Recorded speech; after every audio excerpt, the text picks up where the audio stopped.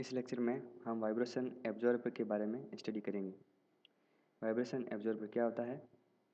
Vibration absorber एक ऐसी device है जिसमें दो स्प्रिंग लगी होती है। इसमें पहली स्प्रिंग जिसमें इसका मास m1 है और इसकी स्टिफनेस k1 है, जबकि इसके साथ एक एब्जॉर्बर सिस्टम लगा हुआ है जिसका मास m2 और उसकी स्टिफनेस k2 है। तो इस तरह पहले मास जो कि एक मेन सिस्टम है और जिसे हम मशीन पार्ट कह सकते हैं, ये हमारा मशीन पार्ट होता है। जबकि दूसरा सिस्टम एक एब्जॉर्बर सिस्टम है जो कि इसके मशीन की एब्जॉर्ब करने के लिए एम्पलीट्यूड को एब्जॉर्ब करने के लिए यूज किया जाता है। अब इसकी हम इक्वेशन लिखेंगे न्यूटन का लॉ लगा के और हम इनके दोनों के अलग अलग FPT डायग्राम बनाएंगे। तो FPT डायग्राम बनाने के लिए सबसे पहले मास m1 लेते हैं। तो मास m1 पर कौन कौन से फोर्स लग रहे हैं, यहाँ पे अलग अलग फोर्स लग रहे हैं। m1 जो है, m1 हमारी मशीन, उस पर एक एक्साइटेशन फोर्स लगा जिसके कारण दोनों में अलग अलग डिस्प्लेसमेंट x1 और x2 आ गए। और यहाँ पे m1 मास जो मशीन मास है उसमें एक मास इस पे फोर्स लगने वाला, ऊपर की तरफ जो फोर्स लगा वो k1x और नीचे की तरफ जो फोर्स लगा वह फोर्स एक k2 x1 माइनस x2 है। ये k2 ऐसा फोर्स, अब जो m1 फोर्स है उसमें एक एक्साइटेशन फोर्स, एक हार्मोनिक एक्साइटेशन फोर्स ऊपर से F0 साइन ओमेगा टी लग रहा है। ये एक ऐसा फोर्स है जो कि हार्मोनिक फोर्स है और ये एक्स्ट्रा में ऊपर से लग रहा है। और इस तरह से इसकी इक्वेशन हम लिख सकते हैं, जो कि इसकी इक्वेशन होगी इसकी इक्वेशन लिखने के लिए हमारे पास एक और फोर्स है F0 साइन ओमेगा टी। अब इन सारों जितने जो भी फोर्स लग रहे हैं इनसे हम एक इक्वेशन लिख सकते हैं जो कि न्यूटन की लॉ से हम लिखेंगे। टोटल वर्टिकल फोर्स ऊपर की तरफ और टोटल वर्टिकल फोर्स नीचे की तरफ, दोनों को इक्वल कर देंगे। ये m1x double dot inertia force है और इसके साथ लगने वाला स्प्रिंग फोर्स k1x और ऊपर की तरफ नीचे से लगने वाला फोर्स k2x1 माइनस x2 और F0 साइन ओमेगा टी जो कि एक हार्मोनिक फोर्स है। इसी तरह से हम दोबारा इसको रीअरेंज करने के बाद इक्वेशन को लिख सकते हैं। m2x1 double dot plus k1 k2 x1 minus, ये इस तरह से हमने इस इक्वेशन को लिखा। अब हम दूसरा फ्री बॉडी डायग्राम इसी तरह से बनाएंगे और उसकी भी हम इक्वेशन प्राप्त करेंगे। तो दूसरे मास के लिए FBD बनाने के लिए हम देखेंगे कि इनमें कौन कौन से फोर्स लग रहे हैं। मास m1 में हार्मोनिक फोर्स हमने एक्सर्ट किया पर मास m2 पर नहीं किया, वह एक एब्जॉर्बर है। तो इस तरह m2 मास की ब्लॉक पर फोर्स लगने वाले जो फोर्स हैं वो फोर्स इस तरह है कि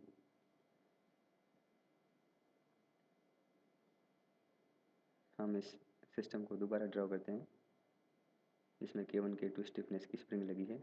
अब इस पर लगने m2 पर कौन कौन से फोर्स लग रहे हैं। एक फोर्स ऊपर की तरफ जो कि k2 x2 माइनस x1 और एक फोर्स नीचे की तरफ से दूसरी स्प्रिंग पर k2 x2। अब सिर्फ यहीं पर दो फोर्स ही लग रहे हैं, इसलिए इनकी न्यूटन की लॉ से इक्वेशन लिखने पर m2 x2 एक इनर्शिया फोर्स है और साथ में एक्स्ट्रा में लगने वाले जो भी फोर्स हैं उन सबको हम प्लस करके इक्वल टू 0 कर देंगे। इसको भी हम रीअरेंज करते हैं। रीअरेंज करने के बाद हम लिखेंगे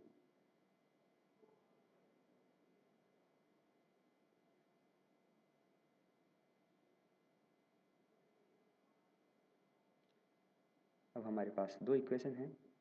इक्वेशन नंबर 1, ये इक्वेशन नंबर है हमारी 1 और दूसरी इक्वेशन जो हमने अभी देखी। अब हम माना कि जो हमने x1 और x2 अलग अलग डिस्प्लेसमेंट दिए वो हार्मोनिकली डिस्प्लेसमेंट है, मतलब उसे बार बार लगाया जाता है एक ठीक फेज के बाद। तो हम इसको ले सकते हैं x1 is equal to capital X1 sine omega t, मतलब ये साइन ओमेगा टी से बार बार एक हार्मोनिकली फोर्स लगता है। इसी तरह से दूसरा डिस्प्लेसमेंट भी x2 sin ओमेगा टी। दोनों फोर्स की फ्रीक्वेंसी बराबर है। इन दोनों को ही हम यूज करेंगे हमारी दो पिछली निकाली हुई इक्वेशन के लिए। x1 का डिस्प्लेसमेंट और x1 की डबल डिफ्रेंशिएशन को हम पहली इक्वेशन में यूज करेंगे। x1 का डबल डिफ्रेंशिएशन और x खुद सिंगल और x2 इसके साथ ही इसकी जो भी वैल्यू होगी वो इक्वेशन नंबर 1 में रखेंगे।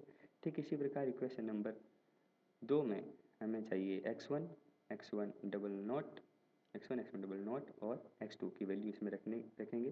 तो पूरी की पूरी इक्वेशन हमारी चेंज हो जाएगी कैपिटल X1 और कैपिटल X2 के वेरिएबल में। इन दोनों x1 और x2 और x1 डबल नॉट और x2 डबल नॉट की वैल्यू पुट करेंगे हमारे दोनों इक्वेशन में, तो हमें इस प्रकार की इक्वेशन मिलेगी।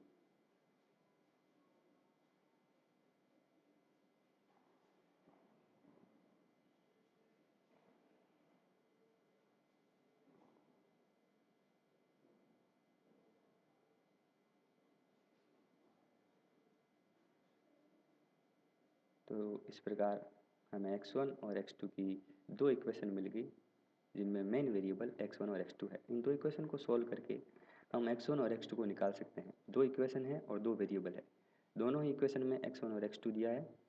और इस तरह से जो दूसरी इक्वेशन है हमने इसमें गलती से k3 ले लिया है, जबकि k3 यहाँ पे 0 होगा क्योंकि यहाँ पे दो ही स्प्रिंग है।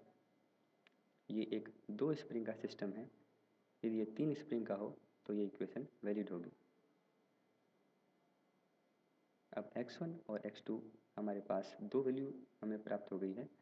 तो x1 की वैल्यू आ जाएगी, x1 बराबर हो जाएगा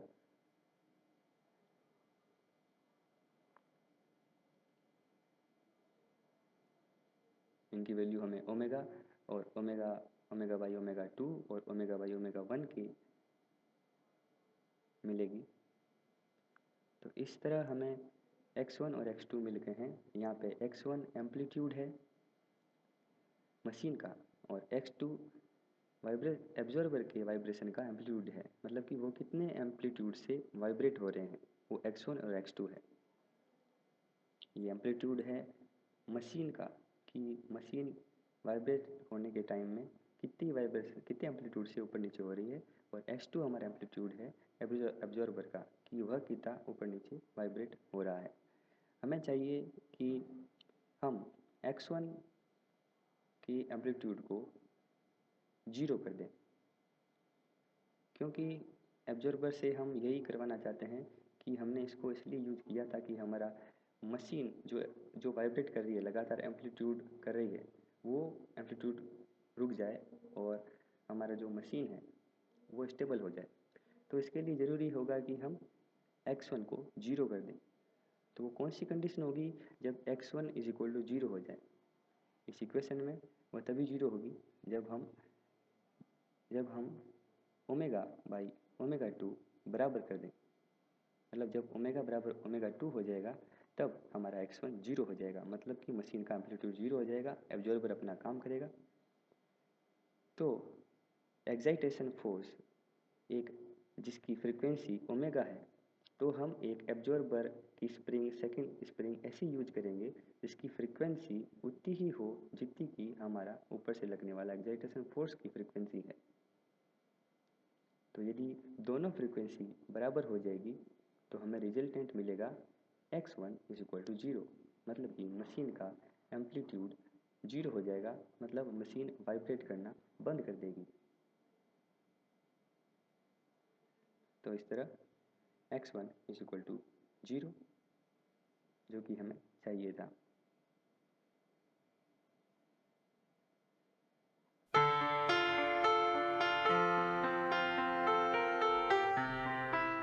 थैंक यू।